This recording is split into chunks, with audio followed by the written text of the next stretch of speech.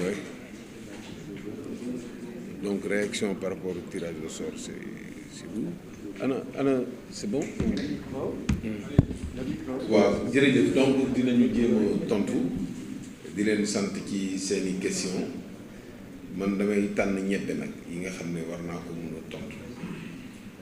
déclaration ministre de l'intérieur buy wax ne dina fexe élection yi jaar yoon loolu moo gën a suspect loolu moo njëkk a tey xel koo xam ne sa liggéey jaar yoon nga war ko liggéey nga yeewu di wax yëkkati sa loxo di wax élection yi dinaa fexe mu jaar yoon loolu moom mooy premier problème tubaab dafa ne la meilleure façon de cacher son mal c'est de crier contre ce mal ñun gëmuñu déclaration ministre de l'intérieur gëm mooy lii xam ne acquis le Sénégal mooy kuy organiser élection da ngay am présomption que nit ñi wóolu la parti yi ci bokk yépp d'accord ne war nga ko mun a organiser te amoo benn intérêt pour benn parti gagné koo xam ne da ngay xalamal président de la république ak bokk benn bokk yaakaar mënuloo fi wax ay déclaration ba ñu gëm la kon loolu ñoom ñoo ko wax dañu feeñal seen bopp waaw yëkkati loxo naan élection yi dinaa fexe mu jaar yoon te sa liggéey mooy mu jaar yoon ñu jox la moyen yépp jox la suñu budget loolu moo war a tax suñu xel tey suñu xel gën naa tey kon nag dafa gën a renforcer suñu revendication beneen bi perdu d'avance amul ci combat dinaa dem ci xeex perte naa ko ak c'est trop tard amul fii ñun waxuñu nañu réviser fichier yi ba dugal ci ay nit dañu ne nañ ñu ko jox ñu xam li ci ne wax bureau yi fu mu nekk loolu amul trop tard bu subaa mun nañ ko def ba à la veille des élections mun nañ ko def mais dañ ko war a def teel loi bi wax na ci ay délai mais ñoom waruñu xaar sax délai yi du convoqué nañu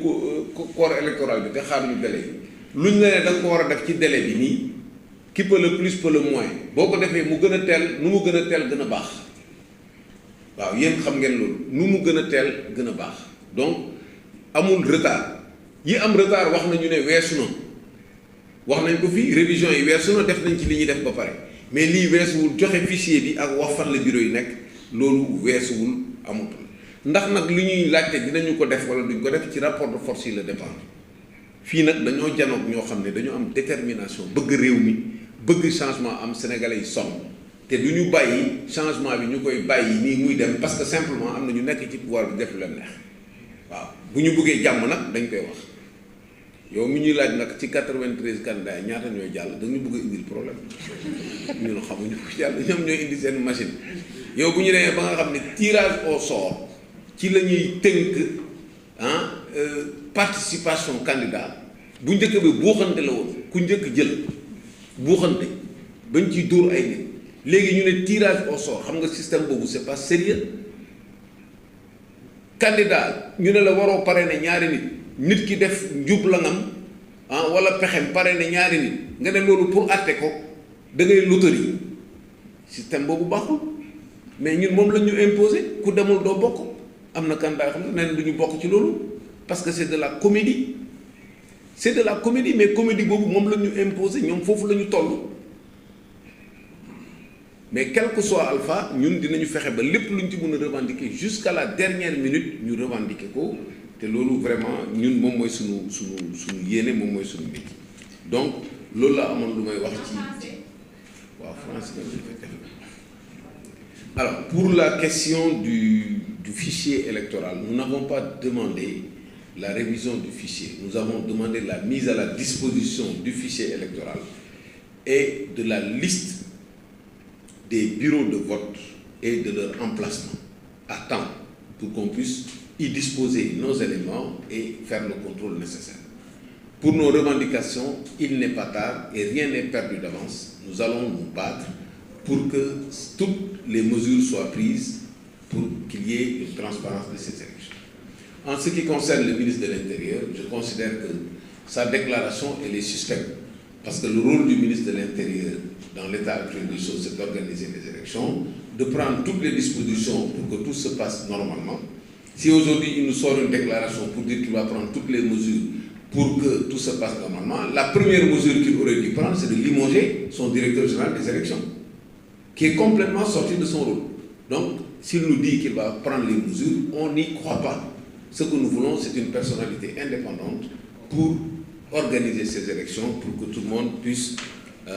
y participer et qu'il y ait des résultats, que tout le monde accepte, qu'il y ait la paix à ce niveau. Maintenant, les autres questions, je vais laisser au président et à mon collègue y répondre. Merci. Merci. Il y a une question encore. Oh, il y a la question de Sonko. Qu'est-ce qu'on pense de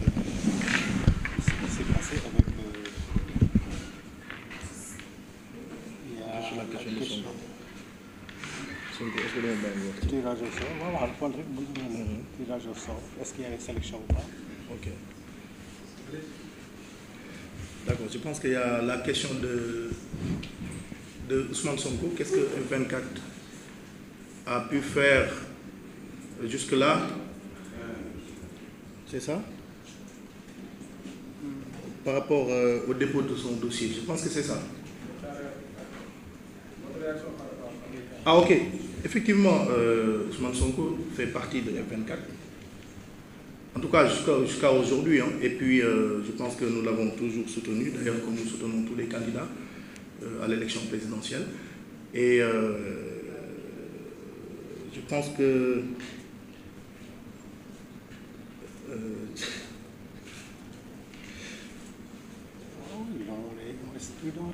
Voilà, c'est ça. En fait, cette question est un peu délicate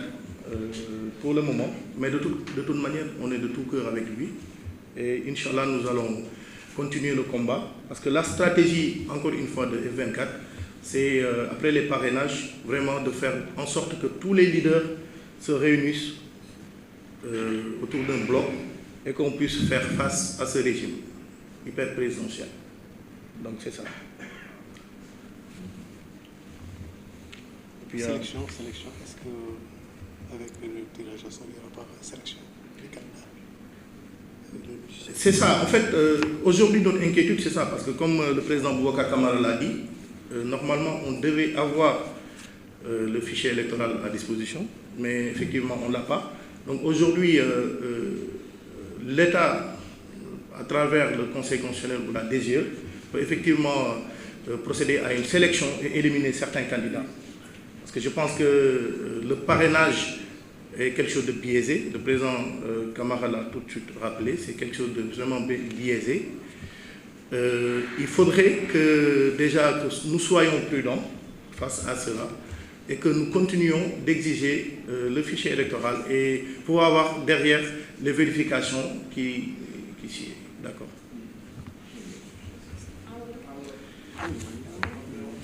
waaw pour wolof bi ma ni mbiru Ousmane Sonko effectivement Ousmane Sonko ci F24 la bokk donc lu ñu war a def ñun suñu taxawaay lan la mooy jàppale ko ñëpp xam nañ ni duñ ko tooñ duñ ko persécuté depuis le début et puis aussi fu ñu jaarale woon je pense Khalifa Sall ak ki nga xam ni mooy Karim Meïssa Wade foofu tamit duñ ko jaarale donc ñun taxawaay bu ñu war a am ci loolu moom mooy accompagner ko soutenir ko et puis aussi xeex pour que ñu delloo ko li nga xam ne mooy akkam ak yelleef donc loolu mooy taxawaay F24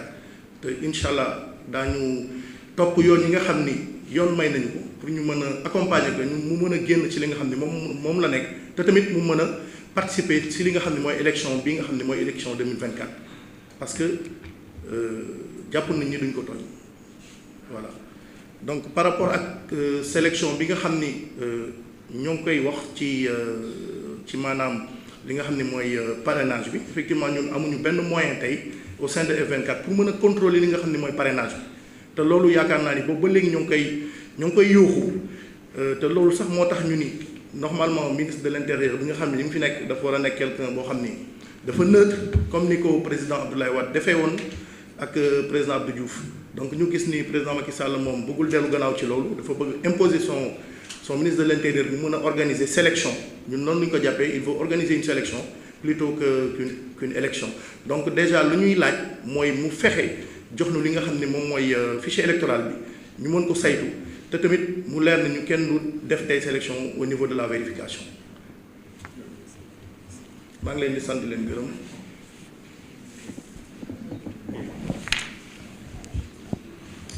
Peut-être qu'il faut juste préciser que